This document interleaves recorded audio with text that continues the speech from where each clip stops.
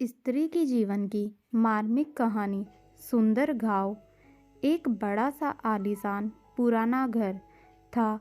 वहाँ करीब 40 बरस की एक औरत अपने पति, एक बेटे और एक बेटी के साथ रहती थी। उसके चेहरे पर हमेशा एक मुस्कान धरी रहती थी। सुंदर सी साड़ी और उससे मैचिंग करती बिंदी और हल्के से गुलाबी रंग की लिपस्टिक हर समय उस पर सजी रहती थी।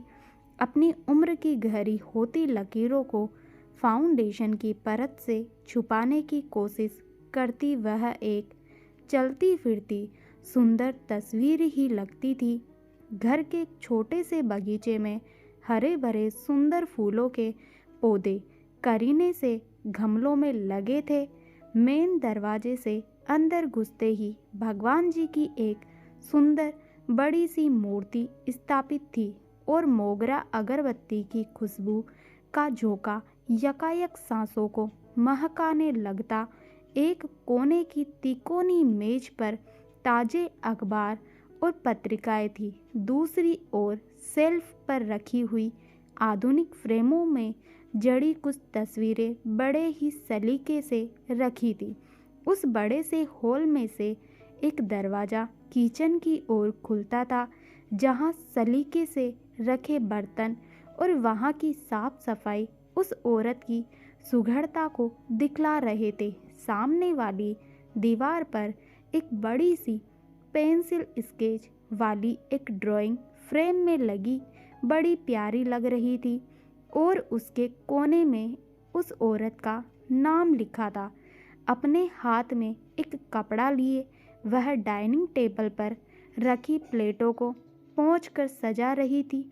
सलाद की प्लेट को सजाना और फलों को फ्रीज से निकालकर टेबल के सेंटर में रखना, यह सब काम हो रहे थे कि अचानक से उसके मोबाइल की बेल बजी और उसने झट से बोला, हेलो। पर मैंने तो खाना बनाया है। और फ़ोन कट गया। फिर उसके चेहरे पर थोड़े मायूसी के बादल आए, पर दूसरे ही पल वह सहज हो गई, क्योंकि बच्चों की स्कूल से वापस आने का समय था। इसी दिनचर्या में से समय निकालकर वह औरत बाहर भी जाती, बच्चों की किताबें लेने, साहब की पसंद की सब्जियां लेने, घर को घर बनाए रखने का सामान लेने। स्कूल से लौटते अपने बच्चों को दोनों बाहों में भर लेती और बच्चों के साथ पति का इंतजार करने लगती। बच्चों की आंखों में अपनी मासूम मांग के पूरे होने की चमक होती कि माँ दिन भर कहीं भी रहे, पर उनके स्कूल से लौटने से पहले उन्हें घर में उनके पसंदीदा खाने के साथ माँ हाजिर मिलनी चाहिए। यही हिदायत पति जी की भी थी। यही सारी दिनचर्या एक घर की रहती ही है आमतौर पर। और हर दूसरी औरत के पूरे दिन की कहानी भी यही रहती है। पर उस औरत की एक बड़ी मुश्किल थी कि उसकी अपनी हंसी, जो कभी खिलखिलाहट से गूंजती थी, वह नदारद थी। उसके चेहरे से जो संतुष्टि के भाव होते हैं, वे उसकी फाउंडेशन की परत के नीचे कहीं दबे थे। वह ढूंढती थी अपनी वह हंसी, पर नहीं मिलती थी।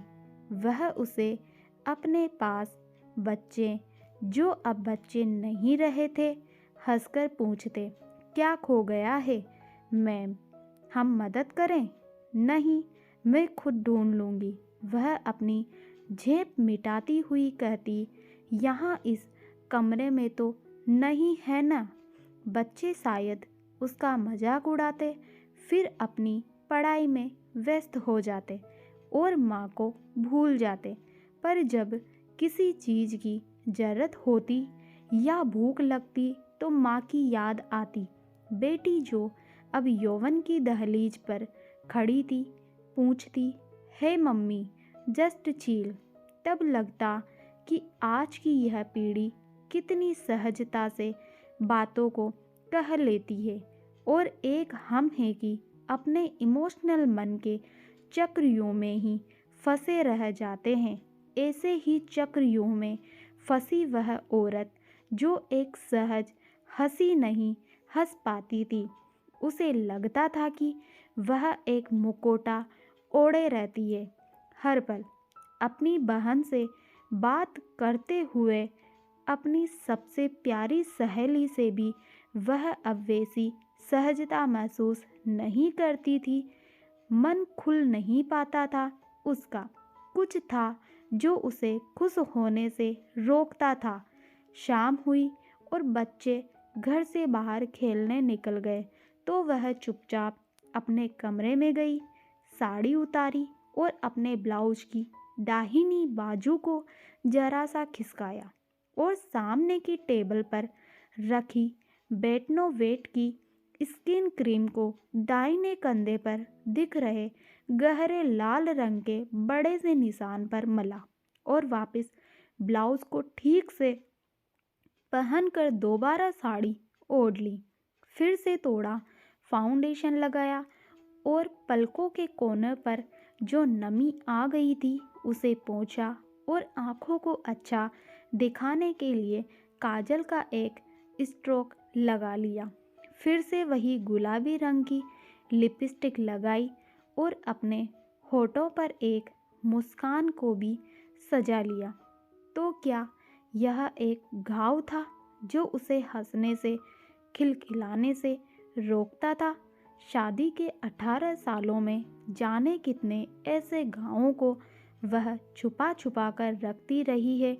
चुपके से मलहम लगाकर एक झूठी मुस्कान सजाकर सहज होने की कामयाब कोशिश करती रही है। शरीर के घाव तो वह बेटनोवेट लगाकर भर लेती थी, पर उसकी आत्मा पर जो जख्म थे उनके लिए कोई दवा नहीं थी। वह रिसकते दर्द भी करते थे पर दिखते नहीं थे किसी को भी। रात को जब बच्चों का खाना निपट गया तो पतिदेव की कार का हॉर्न सुनते ही वह लपक कर दरवाज़ा खोलने गई। आज कुछ ज़्यादा काम था? थोड़ा हिचकिचाहट के साथ पूछा। कोई जवाब नहीं। पत्नी का दिन कैसे बीता? बच्चों की पढ़ाई की कोई चिंता नहीं। एक सुघड़ पत्नी के होने का यही आराम रहता है जीवन भर पतिदेव जी को।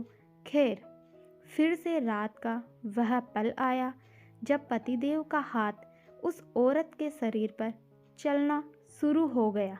उस घाव पर भी गया तो एक आह के साथ उस औरत ने मुंह मोड़ लिया।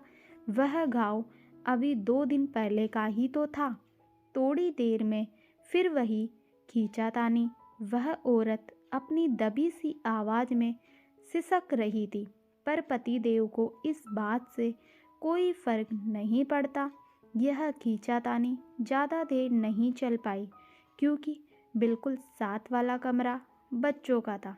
वह रात एक और नया घाव छोड़ गई थी उसकी आत्मा पर और शरीर के घाव को और गहरा गई थी। सुबह अलार्म बजा। रसोई में से आवाज़ें आने लगी। बच्चों, चलो उठो, स्कूल के लिए देरी हो जाएगी। आप भी उठिए, चाय बन गई है। वह औरत एक सुंदर सी साड़ी पहने धुले लंबे बालों को समेटती चाय का कप लिए बेडरूम की तरफ चली गई। तो दोस्तों, कैसी लगी आपको हमारी ये छोटी सी कहानी? अगर आपको हमारी यह कहानी पसंद आए तो वीडियो को लाइक, चैनल को सब्सक्राइब और वीडियो को शेयर ज़रूर कीजिएगा। धन्यवाद।